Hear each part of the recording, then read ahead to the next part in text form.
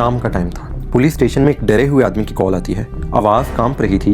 उसने कहा उसकी बेटी समिया गिर गई, वो सीढ़ियों से नीचे गिरी और अब वो इस दुनिया में नहीं रही। जब पुलिस उस घर पहुंची तो उन्होंने एक औरत को ज़मीन पर देखा।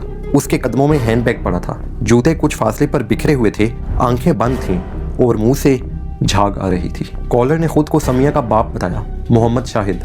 उसने कहा उसे नहीं मालूम कि समिया कैसे गिरी, लेकिन एक इंसान था जो जानता था यहाँ क्या हुआ। वो इंसान हज़ारों मील दूर दुबई में था और लगातार अपने फ़ोन को घूर रहा था। वो समिया के मैसेजेस का इंतज़ार कर रहा था जो अब कभी नहीं आने वाले थे। आज की कहानी सिर्फ एक एक्सीडेंट या मर्डर नहीं, ये एक ऐसी साइकोलॉजिकल हॉरर स्टोरी है जहां एक लड़की के सबसे बड़े दुश्मन वही लोग निकले जिन्हें उसने बचपन से फैमिली कहा था। Welcome to interrogated. मैं हूं Tayyab Shabab and you are watching the case of Samia Shahid. Pandori police station में उस शाम का माहौल समझने के लिए पहले ये समझना ज़रूरी है कि ये जगह है कहाँ। पंडोरी पाकिस्तान के पंजाब में एक छोटा सा गाँव है। यहाँ फैमिलीज एक दूसरे को सालों से जानती हैं, जहाँ इज़्ज़त का मतलब सिर्फ अपनी रेपुटेशन नहीं बल्कि पूरे ख़ानदान की इज़्ज़त होती है। जब मोहम्मद शाहिद ने पुलिस को अपनी बेटी की मौत की खबर दी तो उन्होंने जो कहानी सुनाई वो बिल्कुल सिंपल थी। बेटी गिरी और वो मर गई। कोई वायलेंस नहीं था, ना ही कोई विटनेस था। पुलिस ने मौका वारदात का मुआयना किया। इन्वेस्टिगेटिंग ऑफिसर का नाम था अकील अब्बास। उसने रिपोर्ट में लिखा कोई विजिबल इंजरीज और वायलेंस नहीं था। समिया का जिस्म उसकी फैमिली को दे दिया गया और उसे उसी दिन दफना दिया गया। यहाँ तक सब ठीक था अगर कोई सवाल ना करता तो, लेकिन दुबई में एक आदमी था, सैयद मुख्तार काजिम, जिसे सब अली कहते थे। अली बार बार अपना फ़ोन चेक कर रहा था। समिया के मैसेजेस आना रुक गए थे। 1 दिन 2 दिन कोई जवाब नहीं आ रहा था। फिर एक कॉल आई, समिया के कज़न की कॉल। उसने कहा समिया को हार्ट अटैक आया और वो नहीं रही। अली को यकीन नहीं आया। पहले वो सोचता रहा ये कोई मजाक है। उसने सीधा पंडोरी की फ़्लाइट ली। जब वो आया तो उसने वो देखा जो वो कभी नहीं देखना चाहता था। समिया वाकई नहीं थी। लेकिन अली सीधा पुलिस के पास आया और पूरी कहानी सुनाई, असली कहानी। अली ने एक्सप्लेन किया कैसे समिया की पहली शादी शकील से हुई, कैसे उसने तलाक ली, कैसे उस डाइवोर्स के बाद उसने अली से सीक्रेट निकाह किया जिसे उसकी फैमिली ने एक्सेप्ट नहीं किया, कैसे हर चीज़ में शकील का हाथ था जो यूके के वीज़े का सपना देख रहा था। लेकिन अब वो समिया के नए शौहर अली की वजह से यूके नहीं जा सकता था। अब पुलिस को एक नया सवाल मिल गया था, ये एक्सीडेंट था या कुछ और। शकील कहाँ था इस बारे में किसी को कुछ पता नहीं था। मोहम्मद शाहिद के पास भी कोई जवाब नहीं था। पोस्टमार्टम रिपोर्ट भी जल्दी में की गई बिना किसी थॉरो एग्जामिनेशन के, जो अब इन्वेस्टिगेटर्स को सेटिस्फाइड नहीं कर रही थी। कुछ दिन बाद अली ने रिपोर्ट की एक दूसरी कॉपी हासिल की। उसमें क्लियरली लिखा था समिया की गर्दन पर एक रेडिश ब्राउन ब्रूज था, कॉज ऑफ डेथ थी स्ट्रेंगुलेशन। और एक और हॉरिफाइंग डिटेल, फॉरेंसिक एविडेंस ने कंफर्म किया उसके साथ रेप भी हुआ था। इस केस की जड़ तक जाने के लिए हमें थोड़ा पीछे जाना होगा। समिया शाहिद 15 नवंबर 1987 को ब्रेडफोर्ड में पैदा हुई थी। समिया के पेरेंट्स मोहम्मद शाहिद और इम्तियाज़ पाकिस्तान के एक छोटे से गांव पंडोरी से आए थे। ब्रेडफोर्ड में उन्होंने नया घर बनाया, बिजनेस स्टार्ट किया और उनकी 2 बेटियां हुई। समिया 2 बहनों में बड़ी थी। उसकी छोटी बहन थी मदीहा। दोनों ब्रेडफोर्ड में बड़ी हुई। समिया चीयरफुल थी, हमेशा मुस्कुराती थी। वो फास्ट कार्स की शौकीन थी। अगरचे ड्राइव करना उसे अलाउड नहीं था तो वो कार रेंट करती और अपना शौक पूरा करती। वो ब्रेडफोर्ड पोस्ट ऑफिस में पार्ट टाइम जॉब करती थी, लेकिन सबसे ज़्यादा वो अपने बाप की लाडली थी। उसके फादर मोहम्मद शाहिद का हर लव उसके लिए आखिरी फैसला होता था। वो सब कुछ करती जो वो कहते थे, लेकिन यही प्यार था जो बाद में कंट्रोल बन गया। 2012 में समिया 25 साल की थी। उसकी फैमिली को लगा अब वक्त आ गया है शादी का। रिश्ते की बात चली। लड़के का नाम था चौधरी मोहम्मद शकील। शकील समिया का कज़न था, पंडोरी का रहने वाला। वो इंसान जिसे समिया ने हमेशा भाई की नज़र से देखा था। और एक चीज़ और, वो कुछ वक्त पहले जेल से छूटा था। एक लैंड डिस्प्यूट में उसने किसी को गोली मारी थी और 18 महीने सज़ा काटी। समिया अपनी फैमिली के लिए इस रिश्ते के लिए मान गई। फरवरी 2012 में वो शादी करने पाकिस्तान जा रही थी। वो प्लेन में बैठी थी जब उसने अपनी दोस्त को एक मैसेज भेजा, मैं अपनी ज़िंदगी की सबसे बड़ी गलती करने जा रही हूँ, मुझे यकीन नहीं आ रहा। शादी बड़े धूमधाम से हुई। 4 दिन की सेरेमनी थी। समिया मुस्कुराती रही क्योंकि उसकी फैमिली यही चाहती थी। पाकिस्तान में 4 महीने गुजारने के बाद समिया जून 2012 में अकेली ब्रेडफोर्ड वापस आई। शकील का वीज़ा प्रोसेसिंग में था, इसलिए वो पाकिस्तान ही था। समिया की दोस्त ने फील किया कि वो ब्रेडफोर्ड वापस आके अजीब हो गई है। वो नर्वस थी और गुस्से में रहती थी। शकील पाकिस्तान से स्काइप पर घंटों बात करता था। वो चेक करता था समिया कहाँ है, क्या कर रही है। वो हर वक्त समिया पे नज़र रखता था। अगस्त 2012 में समिया ने अपनी दोस्त को एक वॉइस मैसेज भेजा। उसने कहा, मेरा मरने को दिल कर रहा है, मुझे ये ज़िंदगी नहीं चाहिए, मैं शकील की बीवी नहीं रहना चाहती। फिर अक्टूबर 2013 में लंदन में वो एक आदमी से मिली। वो उसे ऑनलाइन जानती थी और लंदन में पहली मुलाकात हुई। सैयद मुख्तार काजिम। अली पाकिस्तानी था लेकिन ब्रिटिश सिटीज़न। वो दुबई में काम करता था। समिया ने पहली बार ये फील किया कि कोई उसे समझता है। अली को भी समिया पसंद थी। दोनों ने मिल के एक ख़तरनाक रिस्क लेने का डिसाइड किया। समिया ने शकील से तलाक मांगी, उसने इनकार कर दिया। समिया ने एक और रास्ता ढूंढा, यूके की इस्लामिक शरिया काउंसिल। लेकिन यहाँ एक ट्विस्ट था। समिया सुन्नी मुस्लिम थी लेकिन अली शिया। समिया ने अली का फेथ अपना लिया, उसने शिया इस्लाम कबूल किया। उसकी स्ट्रिक्ट कंजर्वेटिव फैमिली के लिए ये तलाक से भी बड़ा धोखा था। समिया एक मौलाना से मिली, मौलाना काज़मी। उसने कहा, मेरी पहली शादी ज़बरदस्ती की थी, मेरी मर्जी के बगैर। मौलाना ने शकील को कांटेक्ट किया। शकील ने कोई भी जवाब देने से इनकार किया। मौलाना काज़मी ने समिया और शकील की शादी इनवैलिड डिक्लेयर कर दी। फिर सितंबर 2014 में कुछ ख़ास दोस्तों के साथ समिया और अली ने छोटा सा सीक्रेट निकाह कर लिया। उन्हीं मौलाना काज़मी ने शादी भी करवाई जिन्होंने डाइवोर्स करवाई थी। समिया ने अपनी दोस्त को बताया वो प्रिंसेस जैसी फील कर रही थी और इस बार मुस्कुराहट फेक नहीं थी। लेकिन ब्रेडफोर्ड अब उसके लिए सेफ नहीं था।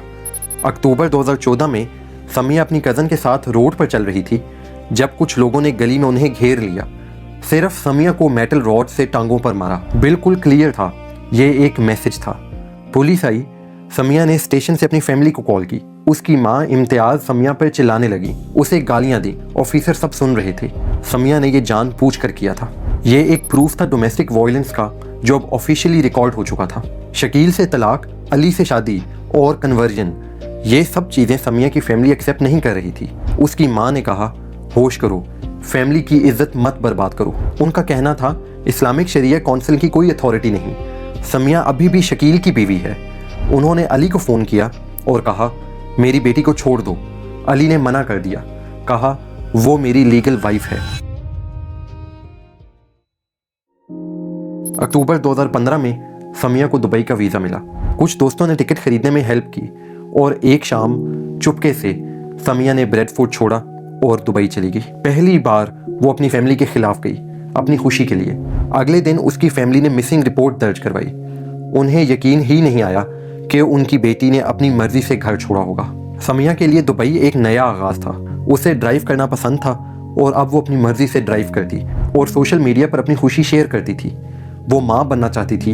वो चाहती थी कि उनके बच्चे यूके में बड़े हों। वो अक्सर अपने पेरेंट्स से बात करती, उन्हें बताती कि अली बुरा नहीं है और वो कितनी खुश है उसके साथ। लेकिन दूसरी तरफ उसके बाप के थ्रेट्स नहीं रुके। मोहम्मद शाहिद लगातार अली को कॉल करके बेटी को छोड़ने की धमकियां देते रहे, लेकिन अली पीछे नहीं हटा। जून 2016 में समिया को एक कॉल आई।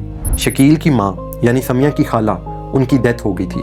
समिया ने पाकिस्तान जाना चाहा, अली ने रोका और वो रुक गई। फिर कुछ अरसे बाद एक दूसरी कॉल आई। उसकी बहन मदीहा और माँ ने बताया बाप की तबीयत बहुत ख़राब है, शायद ज़्यादा वक्त नहीं है उनके पास। समिया ने फैसला किया वो पाकिस्तान जाएगी। अली खुद उसे छोड़ने एयरपोर्ट गया।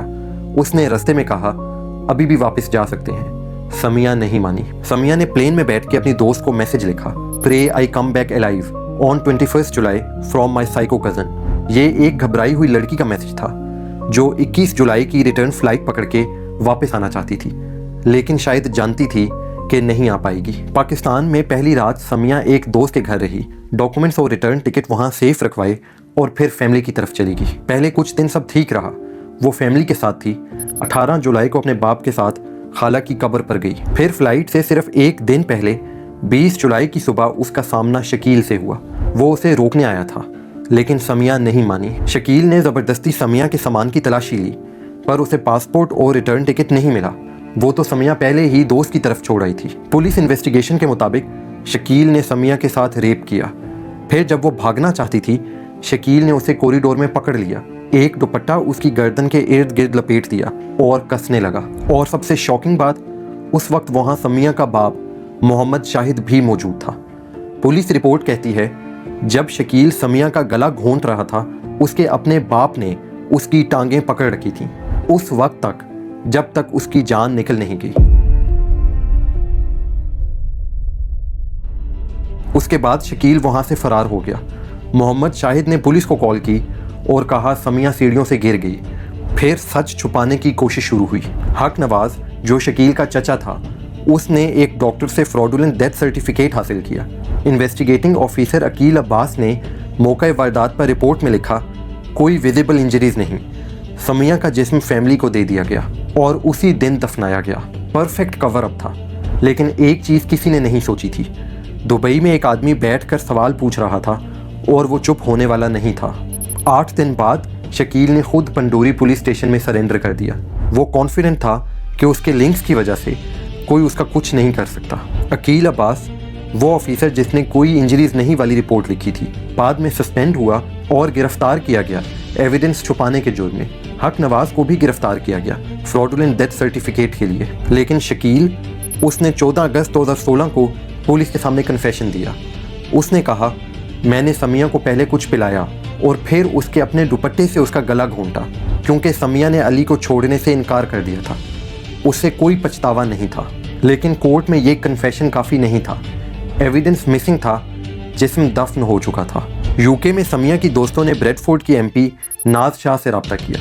नाज शाह खुद 12 साल की उम्र में फोर्स्ड मैरिज का शिकार हो चुकी थी। वो इस दर्द को पर्सनली जानती थी। उन्होंने सीधा प्राइम मिनिस्टर नवाज शरीफ को लेटर लिखा और खुल के बोला कि ये ऑनर किलिंग है। इसके बाद ही पाकिस्तानी पुलिस की तफ्तीश जेन्युइनली शुरू हुई। मोहम्मद शाहिद ने 4 महीने जेल में गुजारे, लेकिन एविडेंस ना होने की वजह से कोर्ट ने रिहा कर दिया और फिर जनवरी 2018 में किडनी फेल होने से उनकी मौत हो गई। लेकिन समिया की फैमिली ने रुकने का नाम नहीं लिया।